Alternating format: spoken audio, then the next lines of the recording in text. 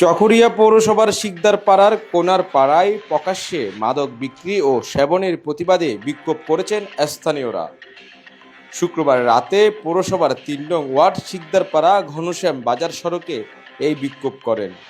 স্থানীয়রা বলেন, এলাকার আবুল কালামের ছেলে মেয়ে এবং স্ত্রী তারা বিগত ৩০-৩৫ বছর ধরে মাদক ব্যবসা করে আসছে। প্রতিবাদ করায় সাকিরা নামে এক নারীকে হামলা ও মিথ্যা মামলা দিয়ে হয়রানি করছে। আজ ৩০-৩৫ বছর ধরে এরা আর ঘনশ্যাম বাজারত মাদক লইয়েরা মদ গাঁজা ট্যাবলেট আয়সা নামে দিবা টুঁড়ে বউ আর পার্শ্ববর্তী আর উত্তর সিদ্ধার ভাড়া বাড়ি তৈলে তারা মদ ব্যবসা বাণিজ্য করে।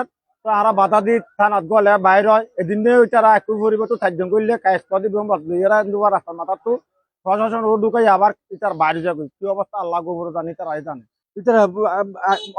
কালামের বয়ানি রে কালামের বয়ানি আইসার বয়ান কিন্তু বিভিন্ন এলাকার মাঝে প্রত্যেকটা জানা যে ইতারা অবৈধ ব্যবসা করে দিয়ে রোড রাস্তাঘাটে আর নশার মার আর গিয়া করে নাসির আছে কাইয়াস আছে এনাস আছে কবিল আছে উনেরি দুই বেলা বলে আর রাতে আর ঘর দরজা নব করে অসুখ মনে করতে আর বেশি আর গুম টানে বাইরে আর ছোট বাচ্চা আছে নাতি নাচা আছে এমন গাজা হাত আর ঘর দুয়ার সামনে তারা বইয়ের সমাধান আড্ডা দিয়ে রে ভাই বেকু মিলিয়ে রে এখন আর বাধা দিলে গাজার গন্ধ রে আর পঞ্চায়েত গুম জানে পারি হ্যাঁ হইলে আর উদ্দীপ্ত হইয়ে রে আর এত প্রতিকার চাই তারা আর মাদক অনগণনের প্রশাসন আছে আর প্রশাসন আছে চাই সুষ্ঠু বিচার কান মাদক একদম টোটাল বন্ধ করে হলো কারণ প্রশাসনকে বলবো হস্তক্ষেপ নেওয়ার জন্য।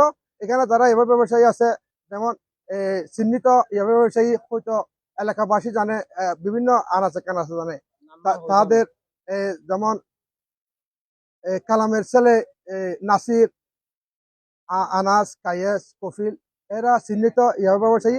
১ নং ওয়ার্ডের সাবেক কাউন্সিলর নূর হোসেন বলেন, পরিবারটি প্রত্যেক সদস্য মাদকের সাথে যুক্ত। তাদের বিরুদ্ধে দেশের বিভিন্ন জায়গায় একাধিক মামলা রয়েছে। আমরা এলাকায় থাকতে পারতেছি না, এলাকার মানুষ অতিষ্ঠ।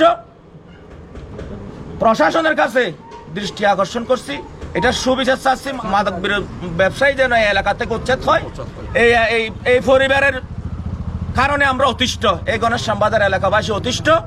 বিষয়টি নিয়ে জানতে প্রতিপক্ষের আনিসের মোবাইলে যোগাযোগের চেষ্টা করেও সংযোগ না পাওয়ায় বক্তব্য নেওয়া সম্ভব হয়নি।